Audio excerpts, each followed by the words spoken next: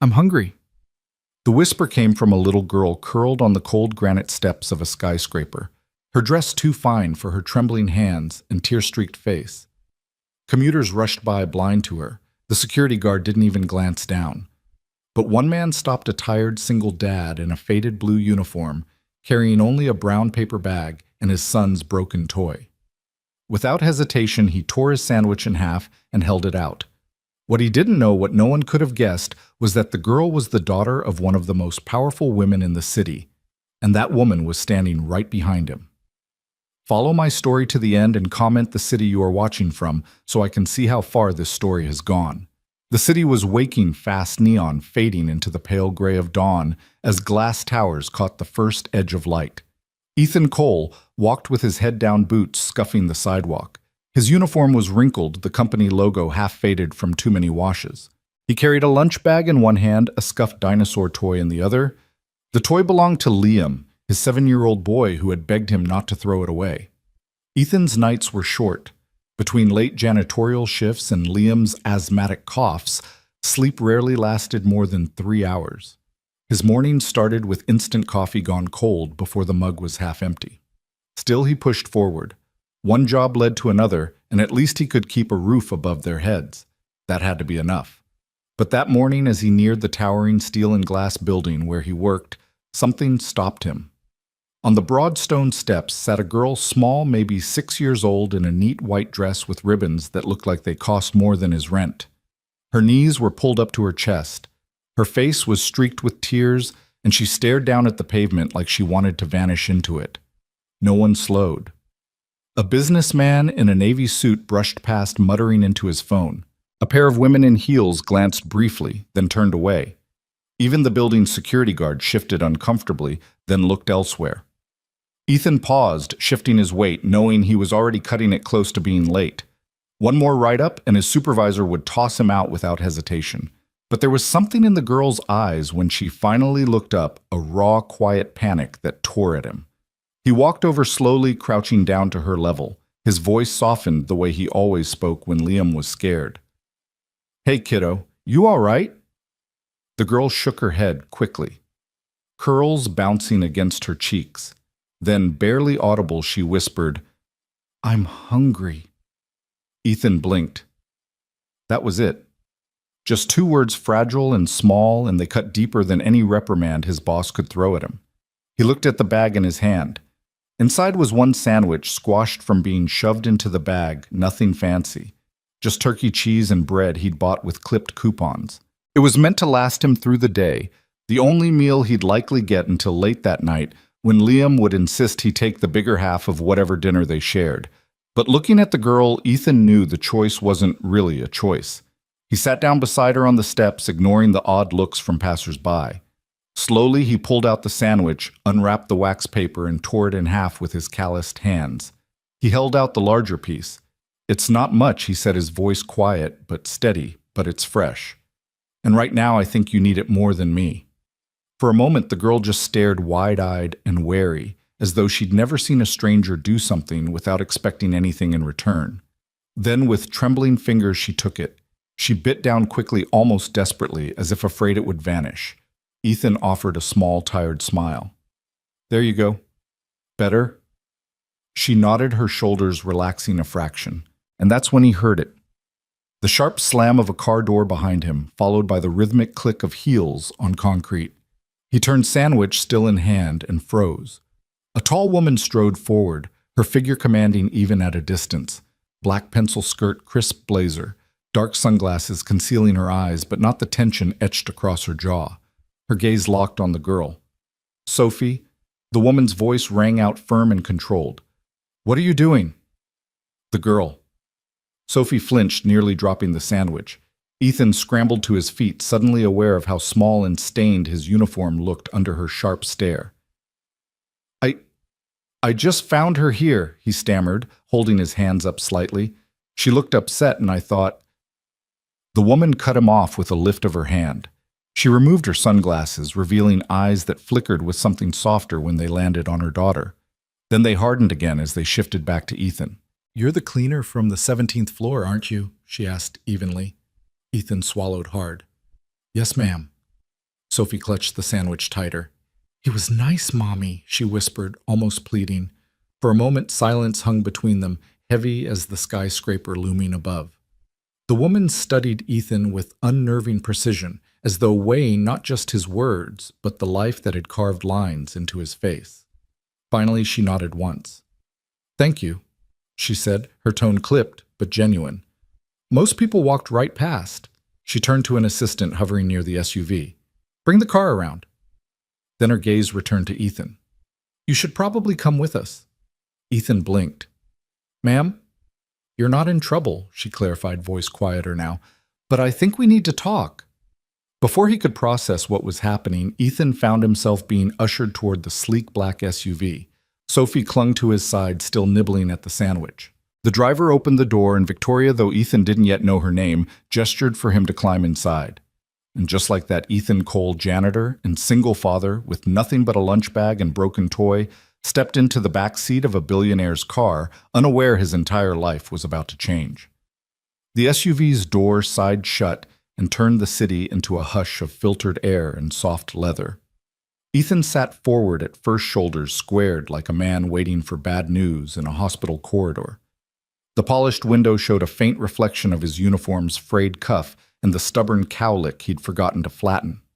Beside him, Sophie held her half-eaten sandwich as carefully as a bird taking shy bites, and watching him as if fear were a storm that had just passed. The driver eased away from the curb. Jasmine lingered in the cabin, someone's perfume, delicate and precise. An assistant in the front passenger seat held a tablet without looking back, the woman across from him. Sophie's mother sat with her ankles crossed, hands folded, sunglasses now tucked into her blazer. In the quiet, the SUV felt like a small courtroom where grace and judgment kept changing seats. "My name is Victoria Hale," she said, voice steady, eyes sharper than her tone. "I run Hale Dynamics, and I'm Sophie's mother." Ethan nodded once, uncertain whether to speak. The company logo on his chest suddenly felt louder than anything he could say. "I saw what you did on the steps," Victoria continued. "You gave away your lunch to a stranger's child without looking around to see who was watching." It wasn't a calculation, Ethan said, hearing the gravel in his own voice. "She said she was hungry." Sophie's feet bumped the seat and she flinched, then tucked them under her. "It was good," she whispered. "Turkey and cheese." Ethan's mouth tipped toward a smile. "Best there is." Victoria studied him, not the smile, but what it cost. "You're Ethan. Ethan Cole. 17th floor, night crew." "Yes, ma'am." "How long have you cleaned our building?" 8 months. "And before that—" He cleared his throat. "Before that I fixed things that broke. Engines. Steel that had forgotten how to behave." He held up the scuffed plastic T-Rex, the tail snapped off and taped back. "I still fix things, I guess." "Mechanic?" she asked. "Since I was 19. He paused. "Till the world got complicated." Outside the avenue unfurled buses exhaling at corners, a woman jogging with a golden retriever, a food cart steaming on a side street. The city mocked and comforted in the same breath. Ethan let the rhythm of the tires buy him a second. "My boy Liam. He's 7, he said. Asthma's been worse this year. Nights are long. His inhaler ran out once while I was between checks. That's not a story I tell twice." He swallowed. "So I took a second shift wherever I could. Someone from your facilities team offered night." I said yes before he finished the sentence. "Where is Liam now?" Victoria asked. "At school. Miss Albright's class. He keeps a drawing of a brontosaurus in his backpack because he thinks it'll make the math less mean." Sophie perked. "I like brontosauruses. They have long necks so they can reach clouds." He nodded solemnly. "Also so they can see trouble before it sees them." The assistant in front glanced down at her tablet again. Victoria's gaze floated to the dinosaur, then to Ethan's hands, scarred knuckles, oil shadows that never fully leave. And Liam's mother. She asked the question gentle and unwelcome at once. Ethan looked at the seam where leather met door. Her name was Rachel. She was good at making anything feel like home, even a borrowed apartment with a busted oven. A drunk driver took a red light 3 winters ago. He blinked once, not trusting more. Some days the world is a glass you can't stop from slipping. Sophie stared at her knees, the sandwich paused midair. Victoria's face didn't change, but something beneath it did, like a string gently cut. "I'm sorry," she said. There was no performance in it, no polish. The words came from somewhere she didn't visit publicly. Ethan nodded. "Me too." Silence settled, not awkward, just careful. The SUV rolled through a green light that washed the interior in a thin moving emerald. Sophie took another bite slower now. "Do you have more sandwiches?" she asked, a child's hopeful audacity. "Just the one," he said lightly. "But if I'd known we were having company, I'd have doubled up." Victoria's mouth gave the smallest impression of a smile and then retreated. "Our security team lost track of Sophie this morning," she said, shifting to the other ledger in her mind. "She ran after an argument with her nanny. She hates transitions. I kept telling myself that independence was a love language, but apparently it's also a disappearing act." She exhaled not quite a sigh. "We were searching the building and the plaza." "You found her first," Luck Ethan said. "Not luck," Victoria countered. "Attention." You looked down instead of away. He didn't know how to carry a compliment from someone like her, so he set it down between them carefully. "I was late already," he admitted, "but sometimes minutes way different." The assistant looked back now. "Ms. Hale?" "I can patch in Chief Ramirez to brief." Later, Victoria said without removing her eyes from Ethan. She leaned forward slightly. "Mr. Cole, do you know how many people work under this roof?" "A lot," he said. "More than a small city. 12,000 and change. I can measure most of them. Outputs, margins, velocity. But kindness." Her head tilted. "That keeps resisting my spreadsheets." Sophie, content for the moment, leaned softly against Ethan's arm like an apology. He stilled, surprised by the trust, then allowed it, careful not to move too quickly. He thought of Liam's warm forehead pressed to his shoulder when the wheeze finally eased at 2:00 a.m. He thought of how many times he'd wanted the world to be gentler for a child. "I'm not sure what you want from me, Ms. Hale," he said quietly. "I've got 14 minutes before I'm officially late to wipe fingerprints off those elevator buttons your people love to press." "What I want," she said, "is a conversation." "With a janitor." "With a father," she corrected. "A human being who did something admirable when everyone else invested their eyes elsewhere." The driver turned into a garage ramp that circled down, then leveled into a reserved lane. The SUV slowed as if reluctant to break the spell. Victoria's posture softened an inch. She spoke in a voice pitched for only the three of them. "Mr. Cole, do you ever feel like you're standing on the wrong side of the glass?" she asked. "Like there's a room with heat and music and the good silver, and you're in the alley listening to it." Her eyes flicked to the window, then back. "I have been on both sides of that glass. The view can lie either way." "You're asking the wrong man if he knows alleys," Ethan said with a rough chuckle. "I'm asking the right one," she said. The SUV glided to a stop near a private elevator bay. The assistant opened her door, then Sophie's. The little girl slid out and without ceremony kept hold of Ethan's sleeve. He stepped onto polished concrete like a man walking into a museum barefoot. "We can talk in my office," Victoria said, climbing out. "Privacy matters." "Am I in trouble?" Ethan asked, half joking, half true. "If you were Victoria said you would not be in my car." She glanced at Sophie. "And you wouldn't still be holding my daughter's attention." Sophie craned her neck toward him.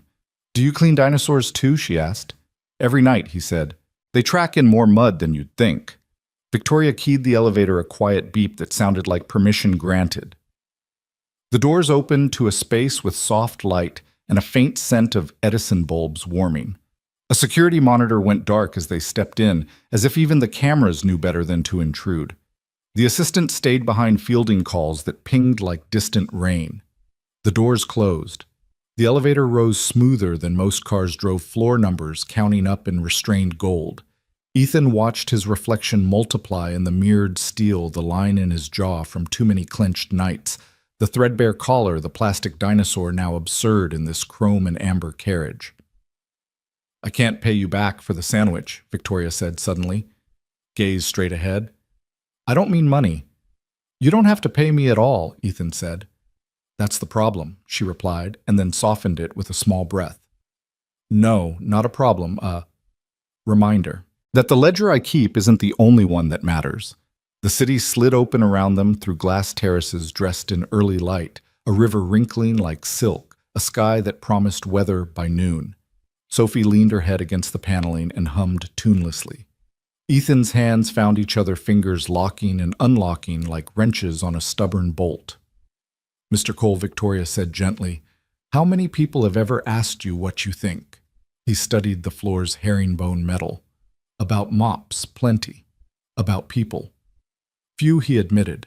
"Fewer when I tell the truth." The elevator slowed with a whisper, settled, and opened into a corridor that looked like sound had to ask permission before it spoke. A receptionist at the far end stood up too quickly and smoothed her jacket. A wall-sized photograph of a mountain glacier gave the hallway a calm it hadn't earned. Victoria stepped out first. "This way." Ethan followed, hearing the soft thud of his boots try to behave. Sophie's shoes squeaked, and she giggled a small rebellion against all that glass.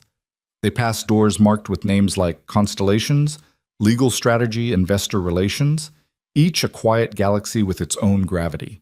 Past the wide glass of a conference room, a handful of executives glanced up, curiosity flashing like minnows. Victoria palmed her office door open. The room unfurled in blonde wood and daylight restrained and exact. A single white orchid sat in a pot the color of melted smoke. On a side table, a framed photo caught Ethan's attention. Sophie, as a toddler on a beach, hair wild, a woman beside her laughing in a way Victoria did not laugh now. "Please," Victoria said, gesturing to a chair before the desk. "Sit." Ethan hesitated, then sank onto leather that felt like it would keep his secrets if asked. Sophie wandered to the window and pressed her nose briefly to the glass, staring at ants that were cars far below. Victoria remained standing, as if still deciding how to take her own measure. "What I need," she said, "is perspective. I spend my days surrounded by people who speak numbers like a first language. I admire it. But sometimes we forget that numbers measure heat after the fire." She tilted her head. "You look before the flame. You notice who shivers." "I notice because I've been cold," he said. Her eyes acknowledged that truth. "Would you—" She paused, regrouped. "Would you consider telling me what you see here? Not the marble or the views or the brand names, but the people. I won't promise I'll like what you say." A thin smile. "But I promise I'll listen." He exhaled slowly, a man easing off a jack. "I'm not a consultant," he said. "Good," she answered. "Consultants tell me what sounds good in rooms like this. I want what survives the elevator ride." Sophie drifted back, clutching the crust of the sandwich like treasure. "Can Mr. Ethan stay?" she asked, urgent with the logic of children. For a bit, Victoria said, then looked to Ethan. "If he wants." He did not know how long a bit would be measured in a room like this. He only knew that choices like this were small doors that opened to long hallways. He thought of Liam's Lego Brontosaurus waiting on a chipped windowsill, of the inhaler on the counter of the secondhand backpack with a zipper that snagged. "I'll tell you what I see," he said finally, "if you can accept that it comes with oil on it." "I prefer the truth when it stains," Victoria said. In the corridor, footsteps approached, purposeful, clipped the cadence of someone who believed the hallway belonged to him. The door opened without a knock, and a man with a silver tie and a face trained to neutral stepped in. "Victoria," he said, not bothering with Ms. Hale. "I heard you were back," and his gaze landed on Ethan. Slid down to the uniform, then back up a quick calculation. "We have the quarterly pre-brief in 10. "This is Mr. Cole," Victoria said. "He's with me." The man's smile held. "Marcus Kane," he said, offering a hand he didn't expect to be taken. "COO." His eyes flicked to Sophie, to the sandwich, to the dinosaur. A triangle of anomalies. "Everything." "All right, everything's changing," Victoria replied. Marcus's smile thinned by a degree only insiders notice.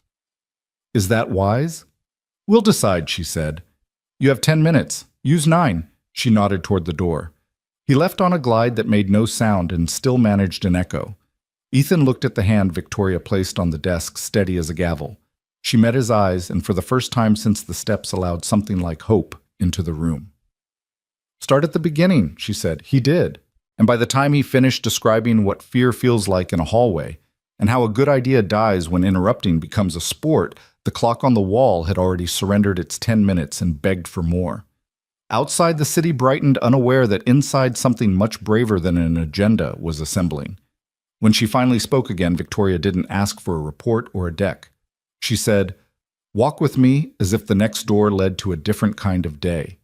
The hallway outside Victoria's office buzzed with restrained tension, like a violin string pulled too tight. Ethan followed her, Sophie trotting at his side, still holding the crust of the sandwich, as if it were a ticket to something larger. Every set of eyes they passed in the executive wing seemed to ask the same silent question. "What is he doing here?" Victoria ignored them all. Her stride was decisive, the click of her heels echoing off glass and marble. Ethan had to lengthen his steps to keep up his boots muffled against the carpet in ways they never were on the linoleum of the 17th floor. Sophie clutched his sleeve with her small fingers, anchoring him in a world that felt too sharp, too polished. They entered a private conference room, sleek table walls lined with screens displaying charts and graphs. A young assistant looked startled to see Ethan, but quickly busied herself with a laptop. Victoria waved her out. When the door closed, the silence pressed in. Victoria faced Ethan directly. Her eyes were darker without the shield of her sunglasses, filled with calculation and something more human beneath. "Mr. Cole," she began, "what you did this morning was not ordinary." Ethan shifted uneasily. "It was a sandwich, ma'am. Half of one." "Exactly," she said. "You gave away what little you had without hesitation. That tells me more than any resume ever could." She crossed her arms. "Tell me about your son." Ethan's throat tightened. He glanced at Sophie, who looked up at him expectantly, waiting for him to speak. "Liam," he said quietly. 7 years old. Smart, funny. Loves dinosaurs, struggles with asthma. His mother... He stopped, drew in a steadying breath. His mother passed away a few years back. It's just us now. Sophie's eyes softened as if she understood more than most children her age. She reached into her small pocket and pulled out a folded crayon drawing. It was smudged, creased, but she handed it to Ethan with solemnity. "This is for Liam," she said. "It's a brontosaurus. Tell him it can watch the clouds for him." Ethan blinked hard, caught off guard by the gesture. He accepted the paper carefully as if it were made of glass. "Thank you, Sophie. He'll love this." Victoria's expression flickered. For a moment, the rigid CEO softened into a mother watching her daughter connect in a way that money could never purchase. She cleared her throat. "Mr. Cole, I run a company that employs thousands. I see numbers, projections, charts, but what I rarely see is someone willing to act without agenda." "You did." Ethan gave a half smile. "I wasn't trying to make a statement, Ms. Hale. Just, a kid was hungry, and that's exactly why it matters," she replied. The door opened without a knock. Marcus Kane stepped in again, his tie flawless, his tone polished. "Victoria, the board is waiting on our projections." "We should." His eyes landed on Ethan. He frowned. "Why is the janitor here?" Victoria's gaze sharpened. "Marcus, meet Ethan Cole. He'll be working with us in a new capacity." Marcus blinked, incredulous. "New capacity?" "Yes," she said evenly. "Consultant for internal culture development." Ethan's mouth dropped open. "Excuse me," what Marcus laughed once, cold and humorless. "You can't be serious. He scrubs toilets." And yet Victoria countered, "He saw my daughter when no one else did. He acted when others ignored her. That is precisely the kind of perspective this company needs." Ethan shook his head. "Ms. Hale, with respect, I don't know anything about consulting. I fix things, clean things. That's it." Victoria looked at him unwavering. "Exactly. You'll see what others miss because you don't live behind polished glass. You'll shadow departments, observe, give me honest feedback." "Starting salary $65,000. Health coverage included for you and your son." Ethan froze. The number didn't sound real. 65,000 health coverage for Liam. He swallowed hard, searching for words. "Why me?" he finally asked. Victoria's voice lowered. "Because, Mr. Cole, kindness is rare. And right now it may be the only thing that can save this company." Sophie tugged at his sleeve again. "Please stay," she whispered. Ethan looked down at her, then back at Victoria. His life had been a long series of closed doors. This felt like one creaking open. Still, he hesitated. I don't want charity. Victoria's jaw tightened. This isn't charity. It's an investment. From the corner, Marcus seethed silently. His fists tightened at his sides, but he said nothing. For now. Ethan exhaled slowly, the weight of choice heavy on his chest. All right, he said finally. I'll try. Victoria allowed herself the faintest smile. Good, then let's begin. And with that, Ethan Cole's single-father janitor bearer of sandwiches took his first step into a world he never thought he'd enter, a world of power money and scrutiny. What he didn't know yet was that kindness, the very thing that opened the door, would also make him enemies. The next morning, Ethan stood at the base of the skyscraper, staring up at its mirrored surface, as if it were daring him to enter. Yesterday, he'd slipped in through the side entrance with a mop bucket and keycard. Today, he was expected to walk through the revolving front doors like he belonged. His new uniform wasn't polyester navy with a name patch. It was a borrowed set of slacks and a button-up shirt Victoria's assistant had picked up for him late the night before. The tag had still been on the collar when he'd unfolded it. He tugged at the cuffs, now feeling the strange weight of clothing that wasn't his. He thought of Liam, who'd fallen asleep clutching Sophie's Brontosaurus drawing. His boy's breath had whistled softly through the inhaler as Ethan smoothed the blanket over him and whispered promises he wasn't sure he could keep. Maybe this is the start of keeping them, he told himself. Inside the lobby gleamed like an airport terminal for kings. Marble floors, glass sculptures, fountains that burbled as though money itself had turned to water. People in sleek suits scanned badges and hurried toward elevators. When Ethan stepped in, conversations dimmed just enough to be noticeable. Eyes flicked from his borrowed shirt to his face recognition dawning the janitor from the 17th floor. A receptionist straightened too quickly. Security guards gave him puzzled looks. One whispered something into an earpiece. Ethan kept walking, shoulders squared, Sophie's crayon drawing folded carefully in his pocket like a talisman. Victoria met him near the turnstiles. Today she wore a steel-gray dress and carried herself with a calm that made silence follow her. Mr. Cole, she greeted as though they had been colleagues for years. Ready? As I'll ever be, Ethan muttered. Beside her stood Marcus Kane, the COO, his expression carefully neutral. Only his eyes betrayed his irritation. He extended a hand Ethan didn't want to shake. Mr. Cole, Marcus said smoothly, "Welcome back." Ethan clasped it briefly. Marcus's grip was strong, too strong, the kind of handshake meant to remind you who the building belonged to. Ethan will shadow various departments this week, Victoria announced. Observe, take notes. Provide me with his insights. Marcus's jaw flexed. Of course, he said. Shall we start him in marketing? Yes, Victoria replied and turned to Ethan. Listen more than you speak. Write down what you notice. Don't worry about strategy. I want humanity, not jargon. He nodded, clutching the small notebook she had handed him. Its leather cover looked out of place in his rough hands. The elevator doors opened. Ethan stepped inside with Marcus, who pressed the button for the 23rd floor. The ride was silent, except for the faint hum of machinery. Marcus glanced at Ethan's reflection in the mirrored walls.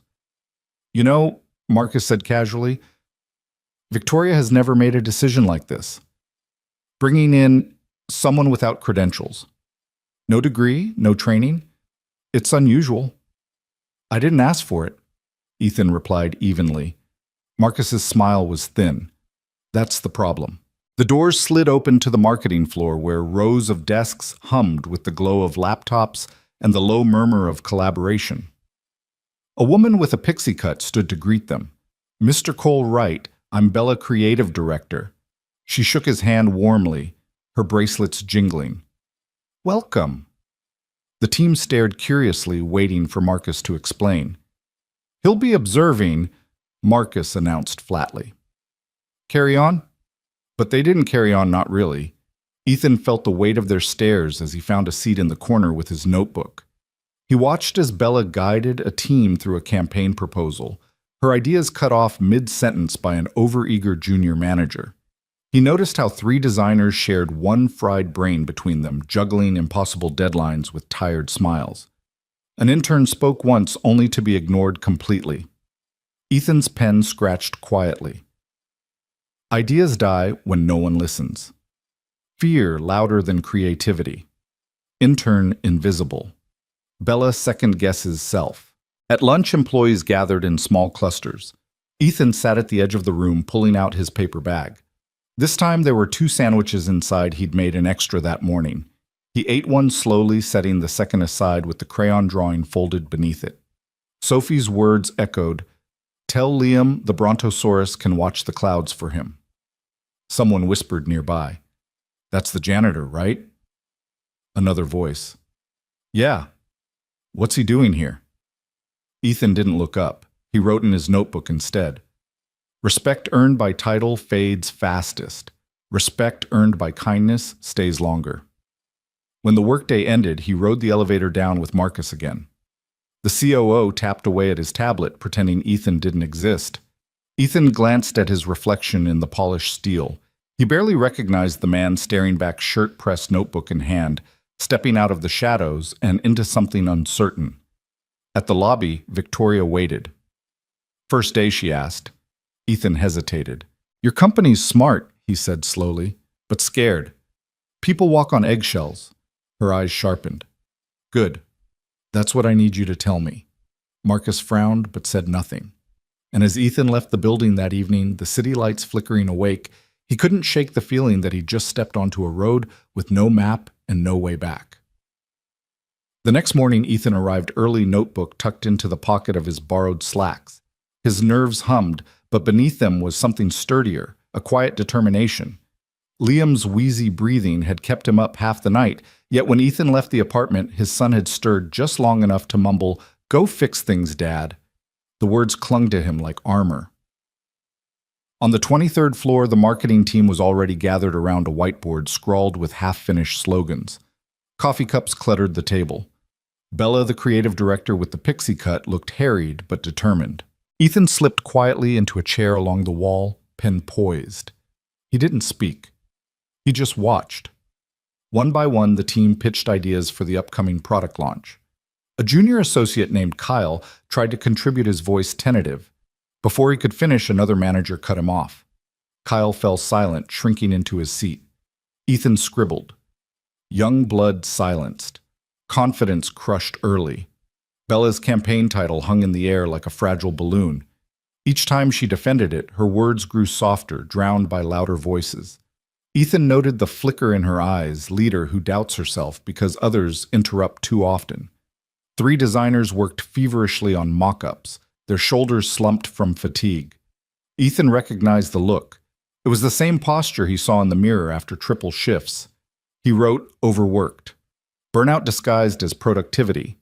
The meeting ended with half the team dissatisfied and none of the problems solved. Ethan closed his notebook slowly. The room felt heavy, not with failure but with exhaustion nobody dared name. At lunch, he headed for the cafeteria, the smell of overbrewed coffee mixed with the tang of reheated food. Clusters of employees sat in their usual groups, the silos obvious, even at the lunch tables.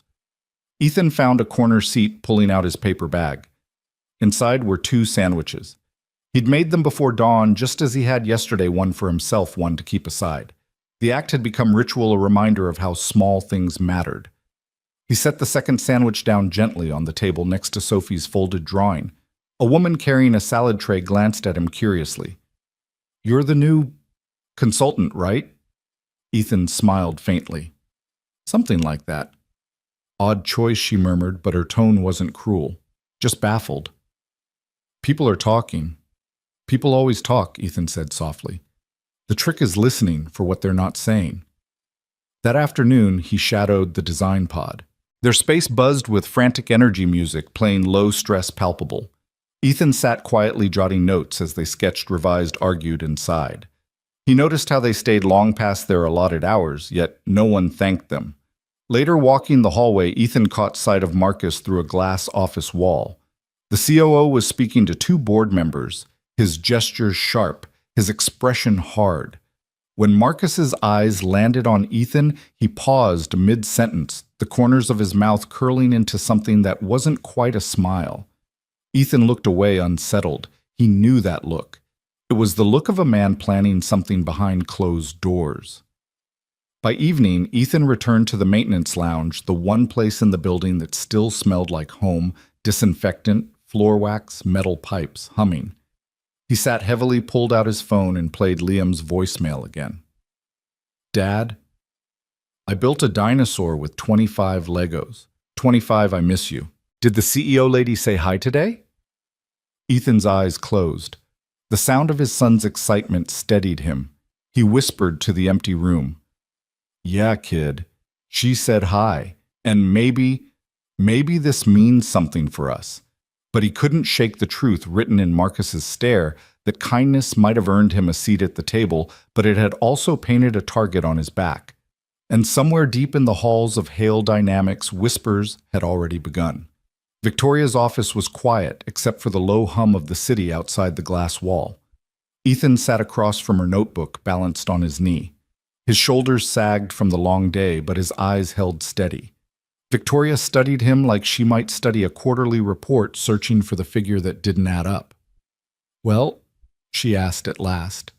Her arms were crossed, one brow lifted. You've had a week of watching. What do you see? Ethan leaned back, exhaled, and spoke slowly. Your company's smart, sharp as a blade, but blades cut both ways. People here are walking on eggshells. They don't hate the work, they're terrified of slipping. Every word feels like it's measured. They're not loyal, they're just surviving. Her lips pressed thin. She turned toward the window, the city sprawled below in ribbons of traffic and neon. You're not wrong, she murmured. Ethan hesitated, then continued. It's not the deadlines or the stress. It's fear. They're afraid that one mistake means they're done. That's no way to build anything that lasts. Victoria turned back, her expression unreadable. You speak like you've run a company. He gave a soft, tired laugh. I've run nights with a sick kid and no insurance. Doesn't teach you margins, but it teaches you people. Her gaze softened almost imperceptibly. For a moment, she wasn't the CEO of Hale Dynamics, but a mother who'd nearly lost her daughter on the steps of a tower. She walked to her desk, opened a drawer, and pulled out a folder. Sliding it across to him, she said, "Open it." Ethan frowned but did as told. Inside was a formal contract letterhead signatures numbers that made his stomach flip. It was a provisional appointment, consultant for cultural development. Hale Dynamics, salary, $65,000. Full health benefits for employee and dependents. He blinked, stunned. This can't be real. It's very real, Victoria said. I want you here. You saved Sophie. You gave her kindness when she was scared. And you've already seen truths most people here can't or won't. Ethan shook his head, overwhelmed. Ms. Hale, I'm a janitor. I don't belong in rooms like this. She stepped closer, her voice calm but unyielding. Mr. Cole belonging isn't a title. It's what you bring. And you've brought something we've been missing, humanity. He looked down at the contract again, his throat tight. For Liam, for all the nights spent counting coins for inhalers, this was more than a lifeline. But still, doubt gnawed at him. Why me? Victoria tilted her head. Because kindness isn't weakness. You reminded me of that.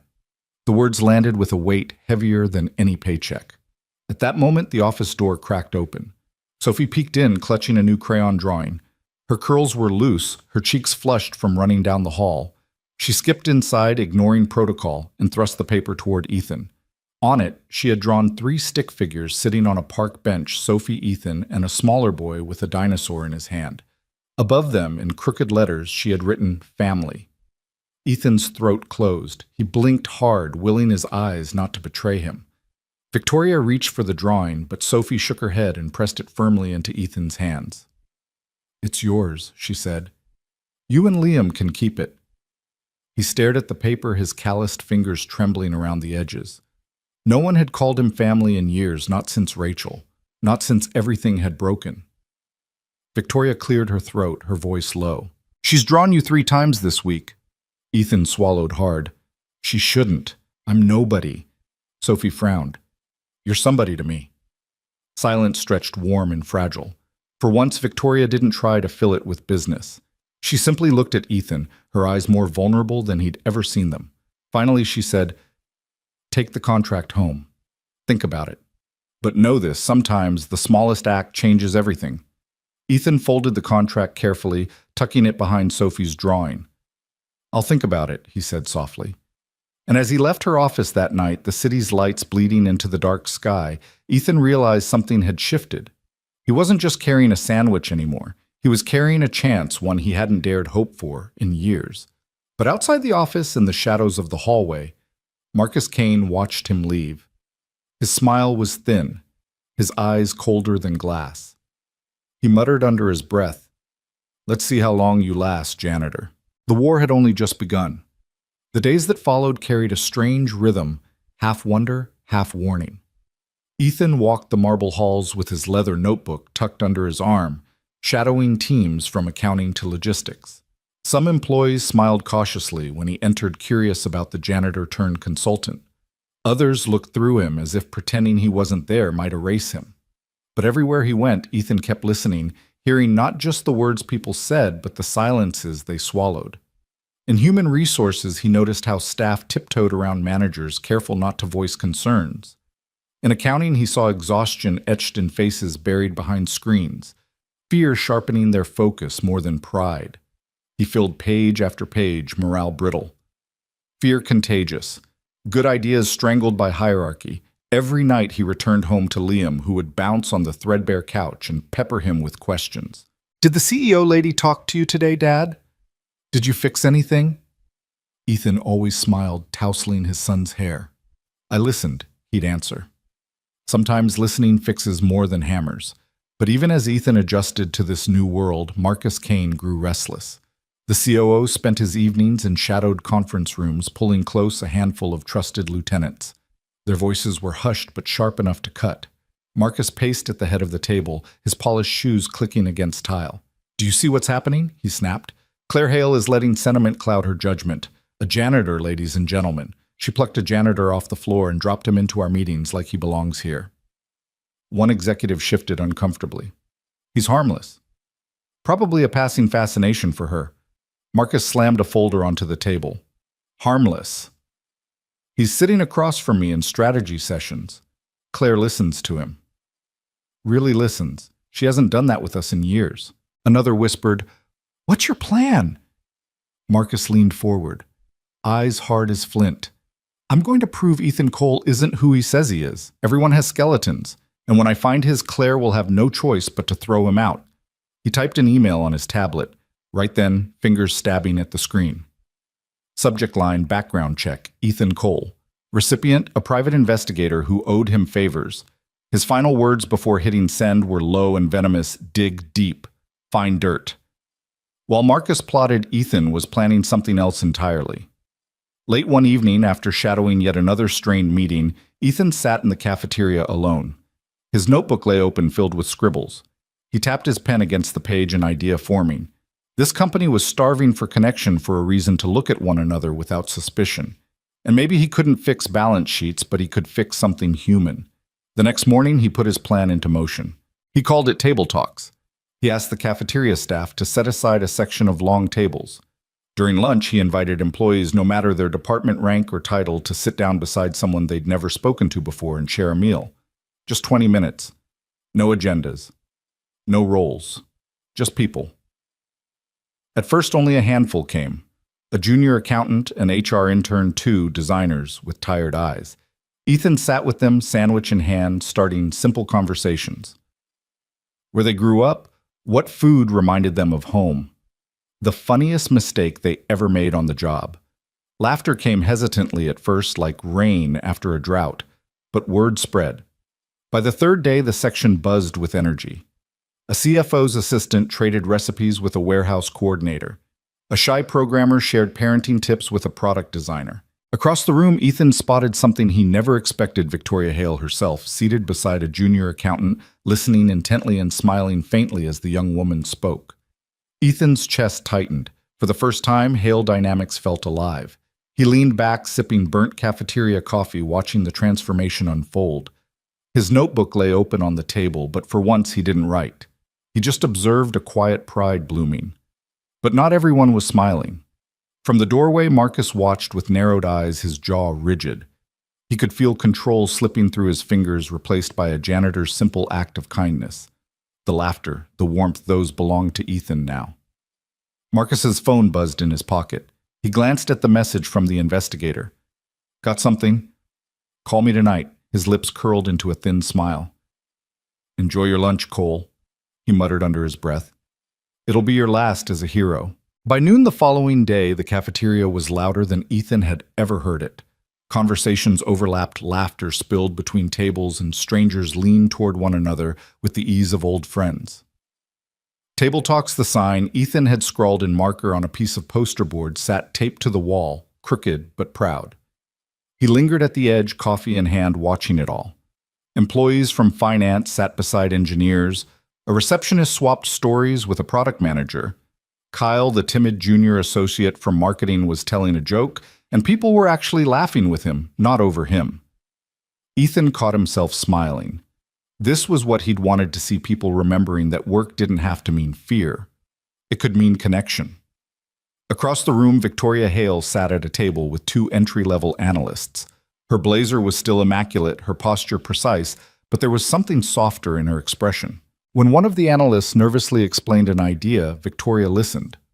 Really listened, and then said words no one thought she was capable of. "You're doing a great job."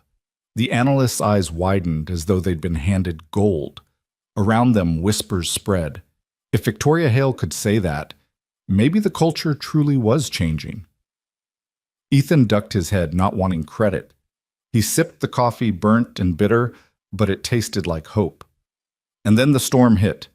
The cafeteria doors slammed open. Marcus Kane strode in, silver tie, sharp file folder clutched in his hand.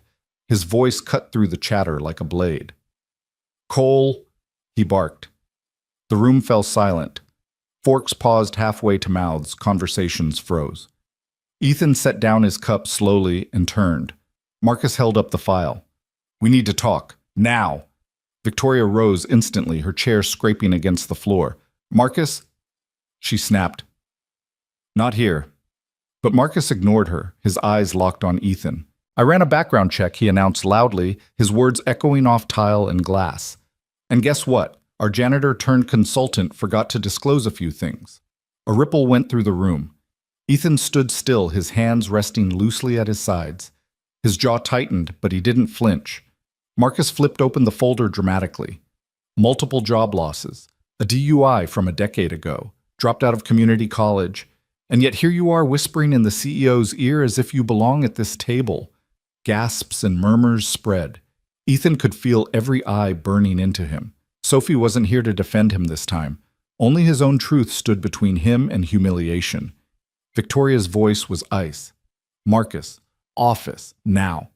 But Ethan lifted a hand, his voice calm and even. "No," he said softly. "Let him finish." Marcus smirked, emboldened. "You don't belong here. You're a glorified janitor playing executive dress-up. This company doesn't need a charity case. It needs professionals." For a long moment, Ethan said nothing. His knuckles whitened around the edge of the table, but his voice, when it came, was steady. "I disclosed everything required by HR. The DUI was expunged years ago. I've never hidden who I am. But you're right, Marcus. I don't have degrees or polished titles." He glanced around the room, meeting the eyes of the employees who'd begun to trust him. "All I have is the truth. And the truth is this: you only dig up someone's past when you're afraid of their future." The cafeteria was utterly silent. Then a murmur rose, soft at first, then louder. People nodded. Some clapped. Victoria stepped forward, her voice sharp as glass. "Marcus Kane, you're suspended pending review." Marcus's smirk vanished. Suspended. "For exposing the truth," no, Victoria said coldly. "For forgetting what this company stands for. People don't need perfect resumes. They need purpose. And you've forgotten that." Security appeared at the door. Marcus sputtered, rage coloring his face, but as he was escorted out, he hissed, "You'll regret this." The cafeteria exhaled all at once. Conversations started again, tentative but stronger. Employees glanced at Ethan not just with respect, but with trust. Ethan picked up his coffee once more. His hand still shook, but inside something had hardened. He wasn't here for titles or boardrooms. He was here because fear had ruled too long. And though Marcus was gone from the room, Ethan knew this wasn't over. Not by a long shot. The cafeteria gradually returned to its normal hum, but the air felt different, charged alive, as though something irreversible had just happened. Ethan sat quietly. Notebook closed while employees whispered around him. Some approached with hesitant smiles, a pat on the back, a murmured, "Thanks for standing up." For the first time, respect wasn't filtered through titles or roles. It was earned. Yet Ethan couldn't relax. Marcus's parting words clung like smoke. "You'll regret this." That evening, after most had gone home, Ethan lingered in the maintenance lounge. The walls smelled of bleach and steel, comfortingly familiar. He pulled out his phone and pressed play on Liam's newest voicemail. "Dad, guess what I made a T-Rex out of Legos? It's scary but funny. I wish you could see it.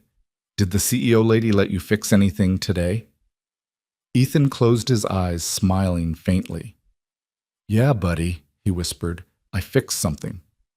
But upstairs, Marcus was already moving his pieces. Suspended from his duties, he refused to retreat quietly. In a dimly lit bar downtown, he gathered a few allies executives who thrived under his iron control.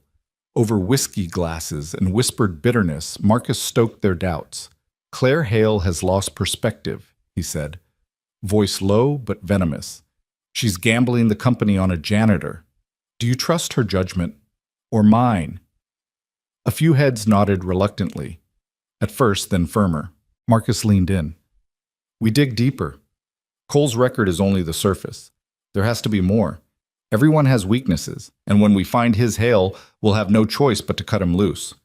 Meanwhile, Ethan spent the next week shadowing new departments. In logistics, he noted how warehouse workers were pushed to exhaustion without recognition. In IT, he saw how staff covered failures, quietly afraid of blame. His notebook filled with observations. Fear punishes mistakes faster than it rewards effort.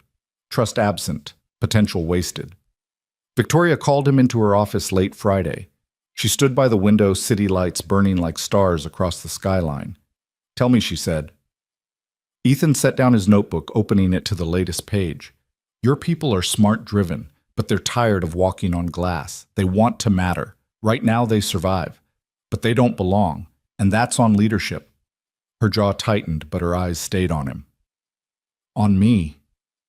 "Yes," Ethan said gently. "You built something powerful, Ms. Hale.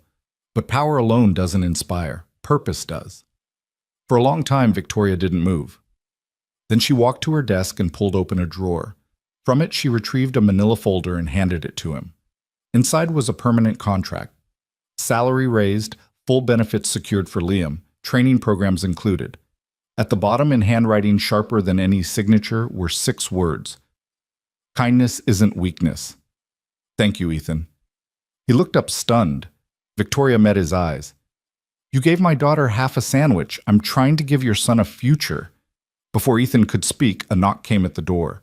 Sophie peeked in, crayon drawing clutched in her hand. This one showed 3 figures again. Sophie, Ethan, and Liam standing beneath a giant brontosaurus with clouds above its head. "She's drawn you 3 times this week," Victoria murmured. Ethan swallowed hard, emotion pressing against his throat. He crouched down, meeting Sophie's bright eyes. "Thank you," he said softly. Sophie grinned. "You're my hero, Mr. Ethan." Victoria watched silently, her expression unreadable. For the first time in years, the walls of her office felt less like barriers and more like windows. But down on the street, a different storm was brewing. Marcus's investigator had found something, and he was eager to deliver it. Night had settled over the city like a heavy blanket. From the 17th floor, Ethan sat alone in the break room reserved for maintenance staff. The fluorescent lights buzzed, the vending machine hummed, and the familiar smell of ammonia clung to the walls. Despite the chaos of the past week, this room felt like neutral ground where he could breathe without eyes following him. On the table lay the contract Victoria had given him. He hadn't signed yet. His fingers traced the bold lettering of his name, Ethan Cole, Consultant for Cultural Development. It felt surreal.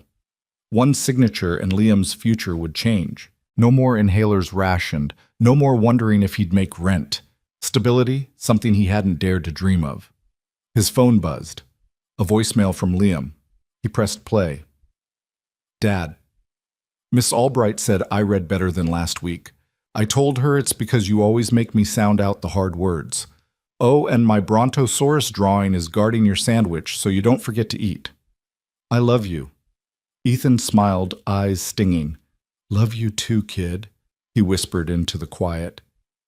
He didn't hear the door at first. A shadow fell across the floor tiles. Victoria stood there, jacket draped over her arm. She looked less like a CEO now and more like a mother at the end of a long day, tired but holding herself together. "You work late," Ethan said softly. She stepped inside, lowering her voice. "So do you." For a moment, neither spoke. The hum of the vending machine filled the silence. Finally, Victoria leaned against the table opposite him. "I owe you honesty," she said. "I built this company with Wall's strict rules, fear if necessary. It worked. Profits soared.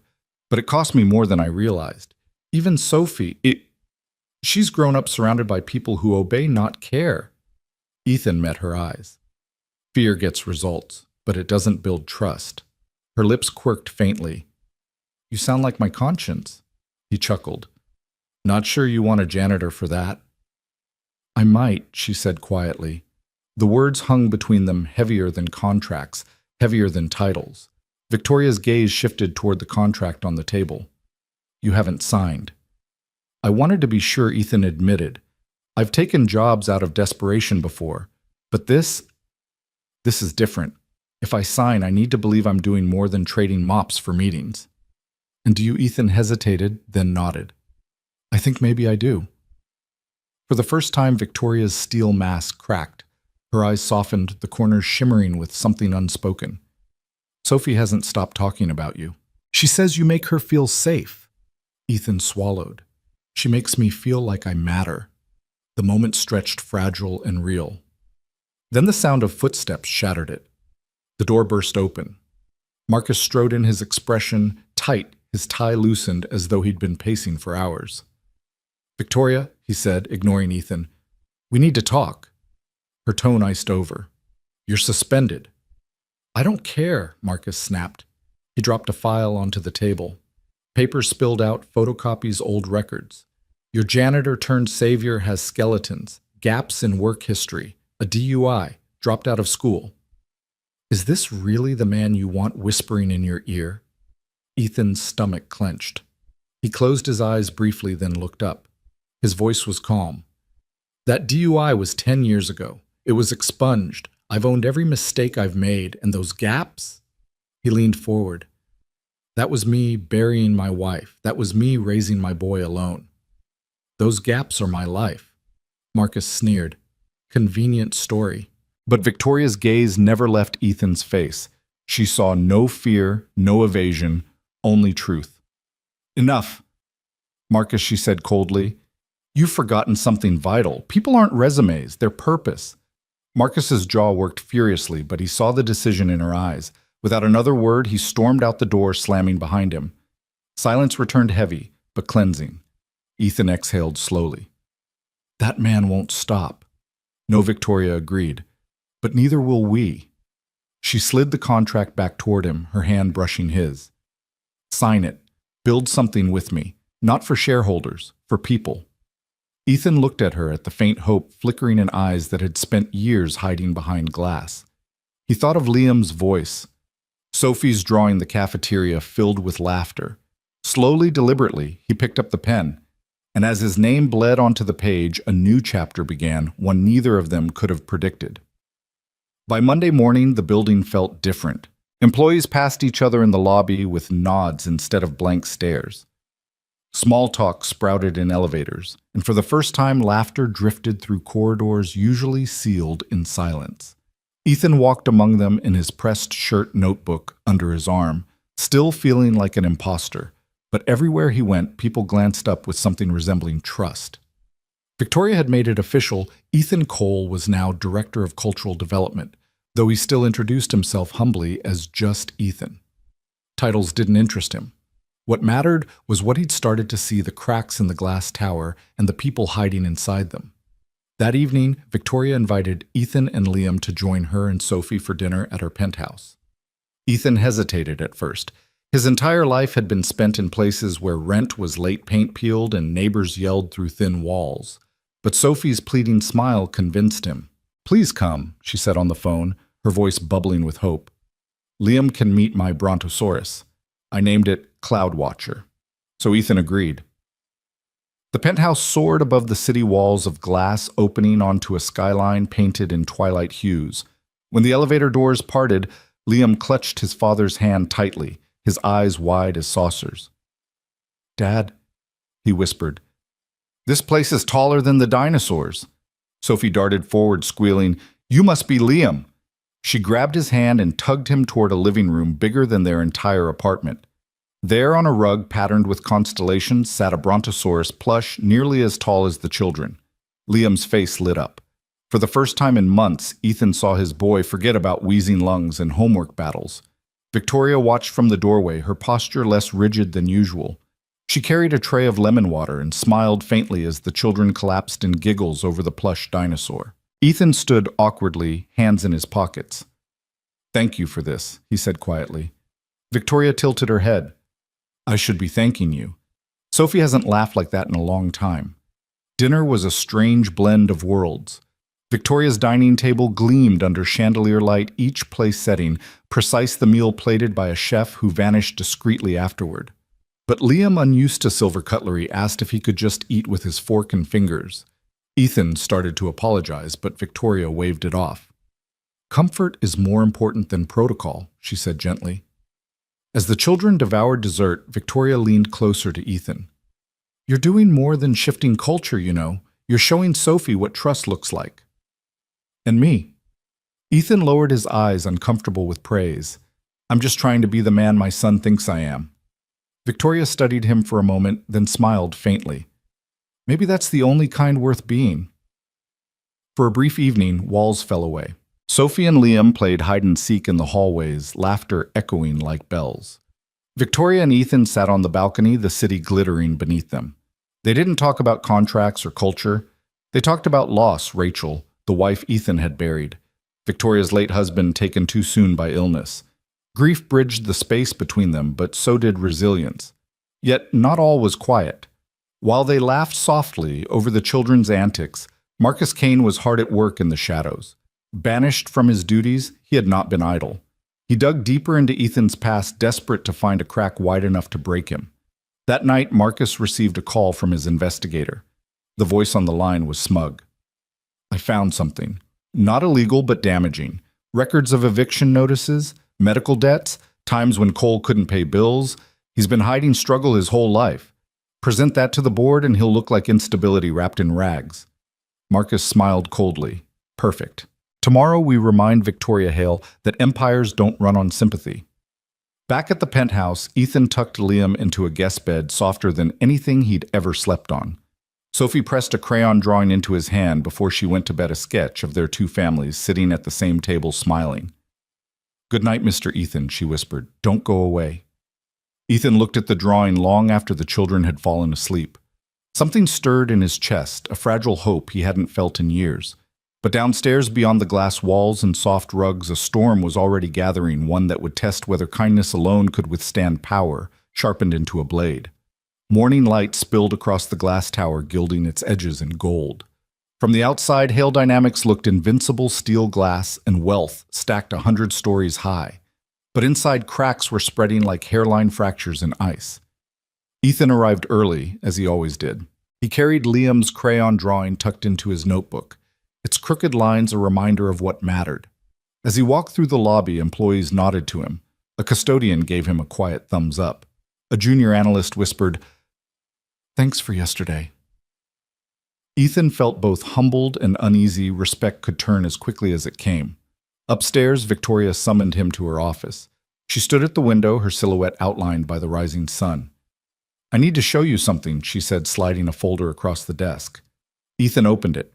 Inside were spreadsheets, columns of numbers, expense reports, projections. But one detail stood out. Funds had been moved from internal development accounts to Shell's subsidiaries. The amounts were staggering. "This isn't just sloppy accounting," Victoria said grimly. "It's manipulation. Someone's been rerouting money, hiding losses." Ethan frowned, flipping through the pages. "Who has access?" "Marcus," she answered without hesitation, "and a handful of executives loyal to him. He's been careful, but not careful enough. You stumbled close to it with your notes about overworked staff and missing resources. I think he's been bleeding us from within to keep control." Ethan closed the folder, his jaw tightening. What are you going to do? I should fire him outright, Victoria said. But Marcus knows this company's underbelly.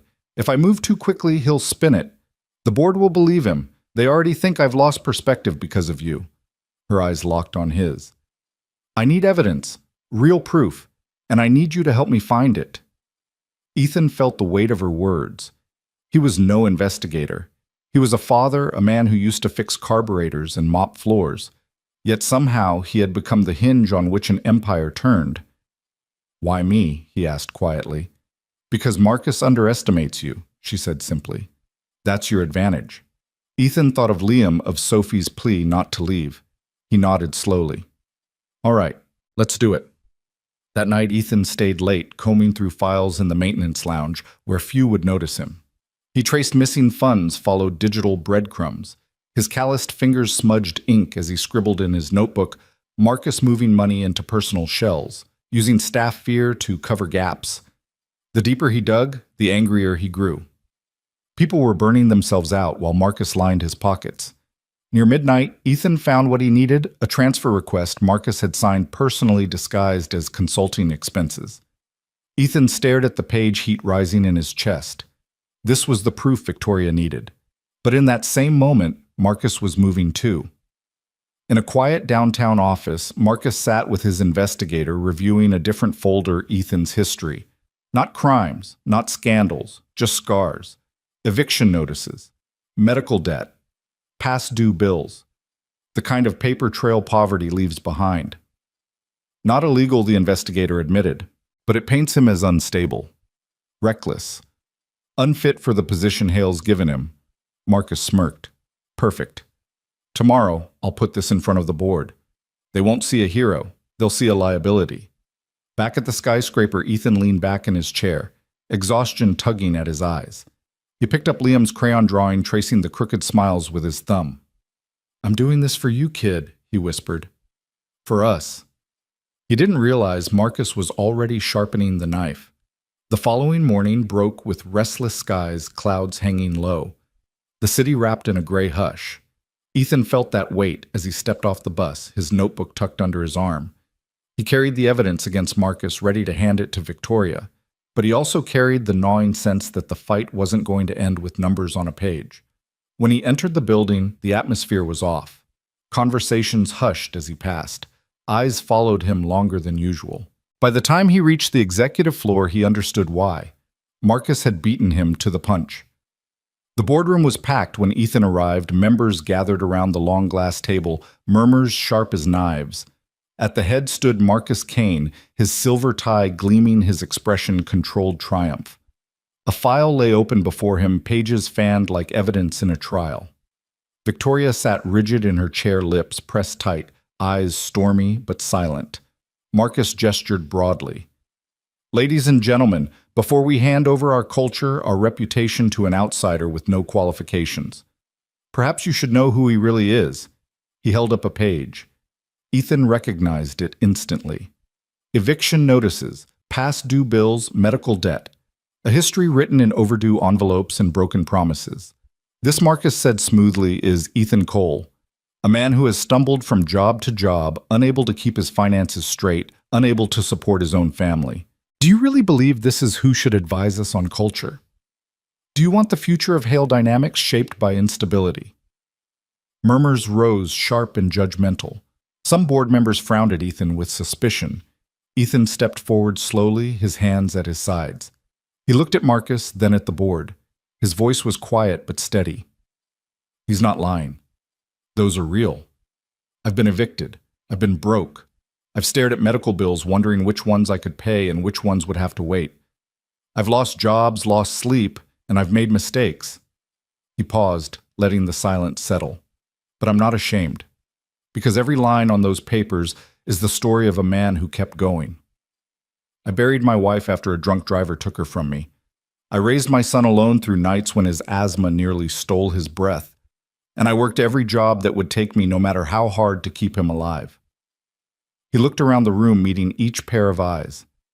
Yes, I've failed, but those failures taught me more about people than any degree or title. They taught me that what people need isn't perfection, it's purpose. And that's something you can't buy with a resume. For a long moment, the room was silent. Then a soft voice broke it. He's right. All heads turned. Sophie had slipped quietly into the boardroom, a folded piece of paper clutched in her small hands. She walked to Ethan and pressed it into his palm. He opened it slowly. A drawing, him holding a sandwich standing between two stick-figure children. Above them in shaky letters, "You're my hero, Mr. Ethan." Sophie looked up, her voice clear despite its tremble. "He gave me food when I was hungry. He makes me feel safe." "Isn't that what heroes do?" The board shifted uncomfortably. Some averted their eyes. Others softened. Victoria rose, her chair scraping against the floor. Her voice was firm. "Marcus, this stops now. You've forgotten what leadership means. It isn't about spotless records. It's about courage, about the willingness to see people not just numbers." Marcus's face darkened. "You're ruining this company for sentiment." "No," Victoria snapped. "You nearly ruined it by bleeding us dry." Gasps rippled through the room. Ethan stepped forward, placing the folder of evidence he'd uncovered onto the table. "Marcus has been rerouting company funds into shell accounts. This isn't about me, it's about him." The board erupted, papers shuffled, voices rose. Marcus paled, then tried to recover. "This is fabrication signed by you," Ethan cut in, pointing to the transfer request with Marcus's own signature. Security entered the room at Victoria's nod. Marcus's bravado collapsed into fury. "You'll regret this, Hale," he hissed as they took him by the arms. His eyes seared into Ethan. "And you, this isn't over." He was escorted out the door, slamming behind him. Silence lingered. Then Victoria turned to Ethan, her voice softer. "You gave my daughter a sandwich. Today, you gave this company back its integrity. Thank you." Ethan looked at Sophie's drawing again, his throat tight. He wasn't sure about integrity or heroism or even belonging. All he knew was that he'd faced the storm and hadn't run this time. The storm Marcus left behind didn't clear overnight. It lingered in whispered doubts and the cautious glances of executives who wondered whether Victoria Hale had staked too much on one man's decency. Though Marcus was escorted out, his words still echoed in board members' ears. "Do you really trust him with your future?" The board convened an emergency session the following week. Victoria faced them alone. Her usual poise sharpened into steel. Ethan sat quietly at the back notebook, balanced on his knee, though the room felt like a courtroom, and he the defendant. "We are not here." Victoria began to debate resumes or polished records. "We are here to decide what kind of company we want to be." One board member, a man with silver hair and a voice like gravel, leaned forward. "We cannot build an empire on sentiment. Investors demand results, not sob stories." Victoria's gaze was cold. "Then perhaps you've forgotten results are built on people. And when people are driven by fear, they give the minimum. But when they're driven by purpose, they'll give you everything." Another member frowned. "Purpose doesn't pay dividends." Ethan cleared his throat softly. All eyes turned. He hadn't been asked to speak, but he rose anyway, steadying his voice. "With respect, purpose pays more than dividends. It pays loyalty. I've seen it in your hallways these past weeks." People laughed in the cafeteria again. They started to trust each other. That didn't happen because of fear. It happened because for the first time they felt seen. The silver-haired man scoffed. "And what makes you the authority?" Ethan held his gaze. "Because I've lived on the other side of your numbers. I've been the man fired when profits slipped. I've been the father who had to choose between rent and medicine. And I can tell you fear might keep people's heads down, but it won't keep them here. They'll leave. Or worse, they'll stay and give you nothing of themselves." The board fell into uneasy silence. Victoria seized the pause. "Give me 30 days. Let Ethan's initiatives continue. If productivity and retention don't improve, you can vote to terminate his position. But if they do, you'll see that investing in purpose is the smartest decision you've ever made." The board members exchanged wary glances, then nodded reluctantly. 30 days, the chairman said. No more. When the meeting ended, Ethan followed Victoria into the corridor. His chest felt tight, not with fear, but with the sheer weight of expectation. 30 days, he muttered. That's not much time. Victoria's expression softened. It's enough. I trust you. The word startled him. Trust simple, rare, priceless. He nodded. Then I'll give it everything I have. That night, Ethan worked late. He sketched out an idea on the whiteboard in the maintenance lounge, a program to connect departments through mentorship pairing senior staff with juniors and cross-functional teams. Not to talk about numbers, but about stories, what drove them, what they wanted out of their work. He called it Project Anchor. The next week, the program launched. Slowly at first, then with momentum. Employees began sharing meals, then stories, then ideas. Productivity ticked upward, not because deadlines loosened, but because people rediscovered why they cared. The intern Kyle, once silent in meetings, pitched a campaign idea that caught fire. Bella, the creative director, led with new confidence, no longer silenced. Victoria walked through the halls and saw faces lift toward her instead of away. For the first time, she felt her company breathe. But Marcus wasn't gone. Not really. In a shadowed office across town, he leaned back in a leather chair, watching reports trickle in. His lips curled into a cold smile. "Enjoy your 30 days, Cole," he muttered. "I'll make sure it's your last." The first 2 weeks of the 30-day trial passed like a storm, rolling in reverse, tension, receding color, returning to gray skies. The halls of Hale Dynamics, once stiff and sterile, now buzzed with small bursts of humanity. People stayed an extra 10 minutes after meetings to talk, not because they had to, but because they wanted to. Ethan saw it everywhere. Kyle, the intern, once silenced, now spoke freely in brainstorming sessions. Bella, the creative director, stopped second-guessing herself and began mentoring juniors who admired her quiet grit. Departments that once worked in silos were sharing resources, even celebrating small wins together. Project Anchor was working. Victoria noticed it too. Walking the corridors with Ethan at her side, she saw employees lift their heads, some even daring to smile. It unsettled her at first. Smiles weren't something she'd associated with efficiency, but as the reports came in, numbers didn't lie, productivity ticked up, turnover slowed, absenteeism dropped. One evening, she called Ethan into her office. She held up a printout of metrics, her face unreadable. "Do you see this?" Ethan braced himself. "Bad." Her lips curved just slightly. The opposite. Employee satisfaction is up 17% in 2 weeks. Engagement scores doubled. That's unheard of. Ethan shrugged, uneasy with praise. People just needed permission to matter. Victoria set the papers down and leaned closer. "And you gave it to them." He looked away, cheeks warming. "I just started something. They're the ones carrying it." For a moment, silence filled the room, warm and almost fragile. Then Sophie burst in, crayon in hand. "Daddy." "Oh, sorry, Mr. Ethan," she corrected quickly, cheeks flushing. "Look what I drew." She held up a picture of 4 figures herself. Ethan, Liam, and Victoria all standing beneath a rainbow. Ethan blinked, throat tightening. He crouched, taking the paper carefully. "That's beautiful, Sophie." Victoria watched something unspoken softening her face. But outside the warmth of that office, Marcus was plotting. Suspension hadn't broken him. It had sharpened him. In secret meetings with sympathetic board members, he whispered poison. "The numbers may look good now, but this isn't sustainable." He's stirring emotion, not stability. When this bubble bursts, it'll take the company with it. He produced a dossier, his voice low and calculated. Coal is a liability. Evictions, medical debt, a DUI. Do you think investors will trust a man like that to shape culture? He's not an inspiration. He's a risk. And when this experiment collapses, it will be Hale's head on the chopping block. Some board members hesitated. Others nodded grimly. Marcus pressed harder. "Give me the floor on day 30. Let me prove he doesn't belong." By the time I'm done, neither Cole nor Hale will have a leg to stand on. Back in the company, Ethan kept his head down, working alongside employees, scribbling notes, eating sandwiches at table talks. Yet he couldn't shake the unease in the air. One evening, after another long day, he sat in the maintenance lounge, staring at Liam's latest voicemail. "Dad? I got a gold star in reading today. I wish you were there. Can we get pizza Friday? I'll share mine with you." Ethan smiled tiredly. "Yeah, buddy. We'll get pizza.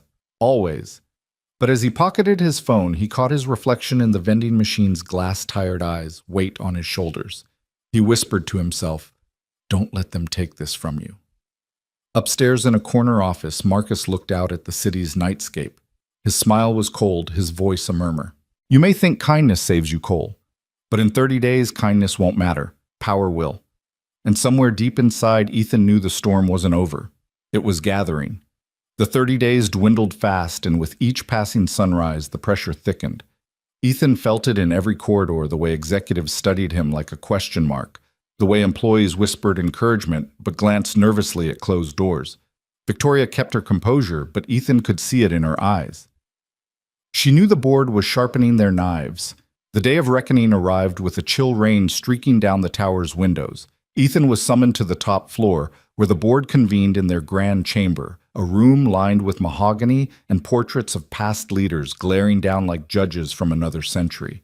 Marcus was already there. Though suspended, he'd managed to charm his way back into the room, armed with a stack of papers and that same silver tie. His smile was razor thin. The chairman cleared his throat. We are here to assess whether this cultural initiative has merit. Mr. Kane has evidence to present.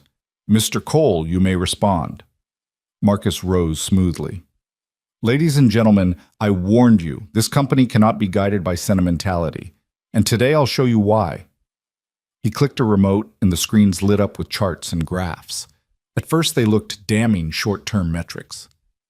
Marcus twisted to imply decline. Then came photos of eviction notices, red-stamped bills, even an image of Ethan's rusted apartment door. This is your so-called director of culture, Marcus said, voice dripping with disdain. A man who can't even manage his own life. Do you expect him to manage the soul of Hale Dynamics investors will laugh us out of the market? The board murmured some nodding. Marcus pressed harder. And this supposed improvement in morale temporary. Manufactured. When the bubble bursts, the damage will be irreversible. Are you willing to gamble billions on a janitor's pity project? He sat smug, certain of his victory. Ethan rose slowly, clutching his notebook. His voice was quiet, almost fragile, but it carried. Marcus is right about one thing. I've been broke. I've been evicted. I failed more times than I can count. He paused, letting the weight settle. But those failures taught me more about people than any title. They taught me that fear makes people small. Purpose makes them great. He flipped open his notebook, sliding forward sheets of testimony, handwritten notes from employees who had joined Project Anchor. Stories of interns finding their voices, designers rediscovering creativity, managers learning to listen. This isn't theory. This is your people. They are not surviving anymore. They are beginning to belong. The board studied the papers, voices hushed. Marcus leapt up, waving his hand dismissively. A few feel-good anecdotes. You can't run a corporation on crayon drawings and cafeteria laughter.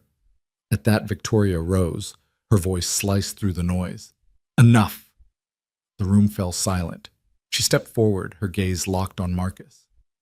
You accuse me of sentiment, Marcus, but I accuse you of sabotage. She lifted a folder Ethan had given her. Here are the transfer requests you signed, funds rerouted into your shell companies. Embezzlement plain and simple. Gasps echoed around the chamber. Marcus paled. That's fabrication? Signed by your hand, Victoria shot back, slamming the page onto the table. The board erupted in chaos, members demanding explanations, security already moving. Marcus' sputtered face blotched with rage. He pointed at Ethan, his last weapon. This is his doing. He set me up. Ethan shook his head calmly. No, Marcus, you set yourself up. I just stopped looking away. Security gripped Marcus's arms. He thrashed once, then sagged. His voice dropped to a hiss as they dragged him toward the door. This isn't over, Cole. You don't belong here. And when this all burns down, you'll burn with it. The doors slammed shut behind him. Silence lingered like smoke. Then the chairman cleared his throat. Ms. Hale, what do you propose? Victoria straightened, her voice steady. That we stop building on fear, that we build on purpose, and that we trust the man who reminded us what that means. She turned to Ethan, her eyes softer. Director Cole, are you ready to lead?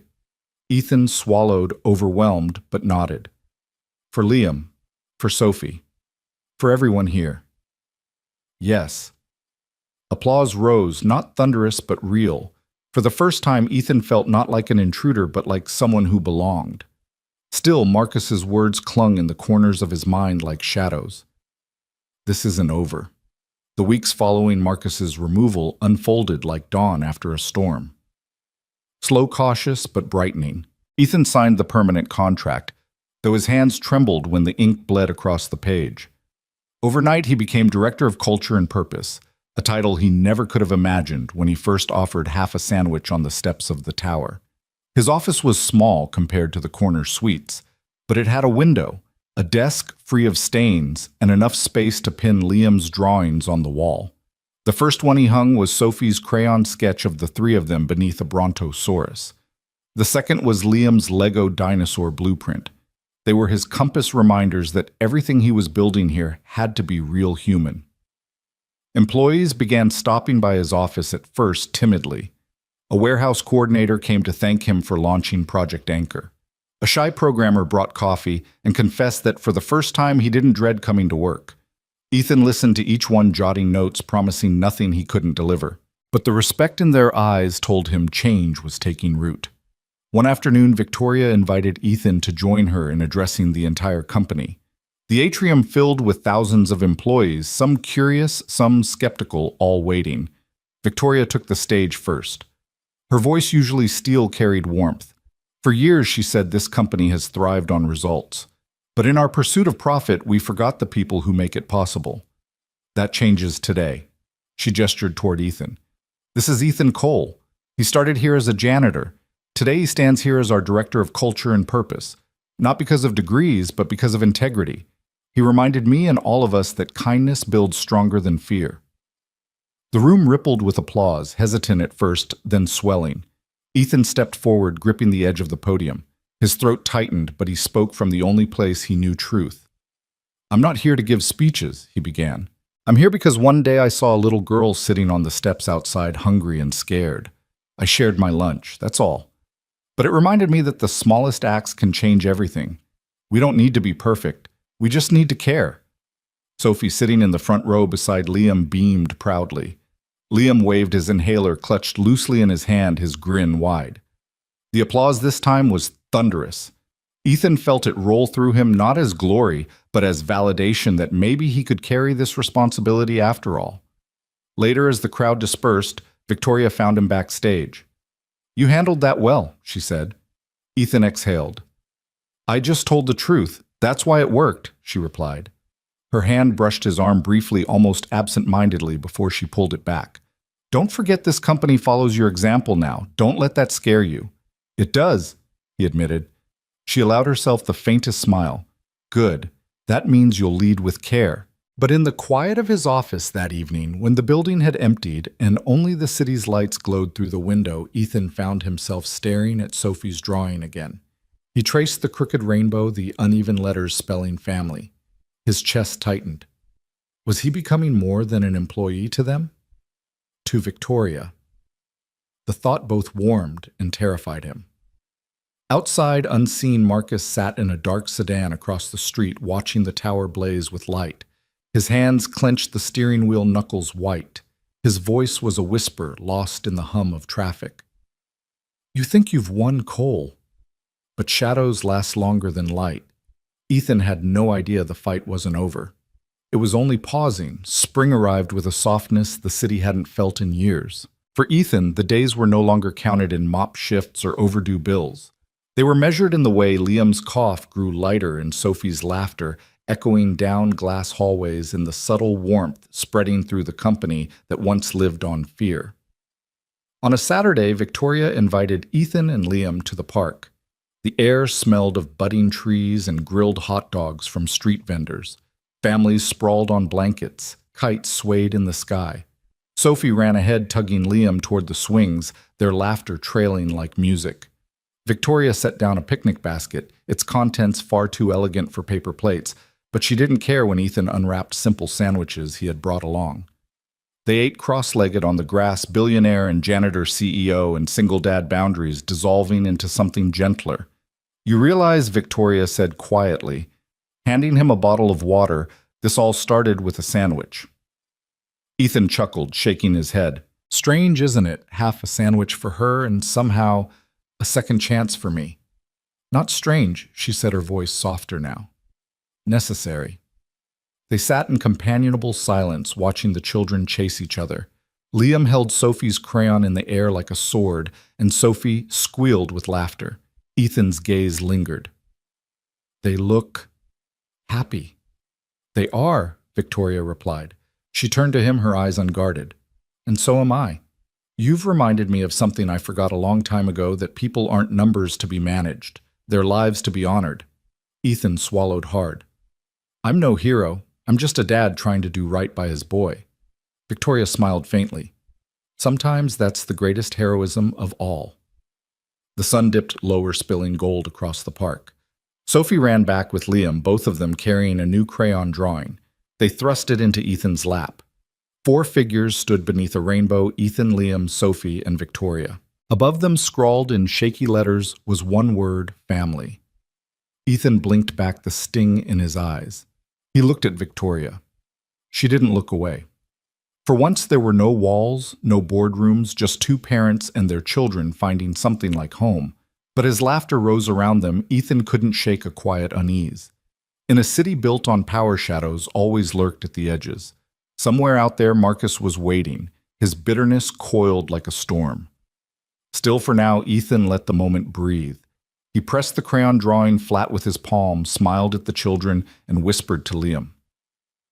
Sometimes the smallest things turn into the biggest second chances, and in that fading light, hope felt real. Your thoughts will help us create meaningful stories. And if you want to hear more powerful healing stories like this, don't forget to subscribe to the channel, click the bell icon so you don't miss any new episodes. And most importantly, share this video with people who need a little hope today. Thank you so much for your time. We hear you, we listen to you, and we are honored to tell these stories for you.